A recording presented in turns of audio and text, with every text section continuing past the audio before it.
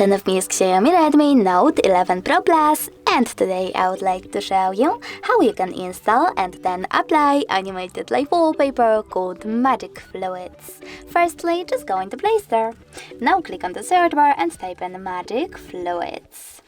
Following that, you need to install this free app from this developer and then select Open. Now you need to click on those three lines at the bottom right corner and select Settings over here. Then choose I accept and adjust all of those settings however you want to.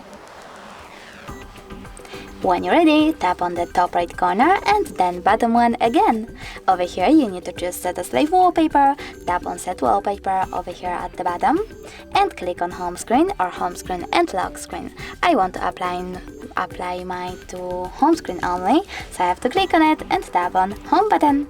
As you can see, after that my wallpaper was successfully applied. Thanks so much for watching. If you enjoyed this video, smash that like button, comment and don't forget to subscribe. Bye!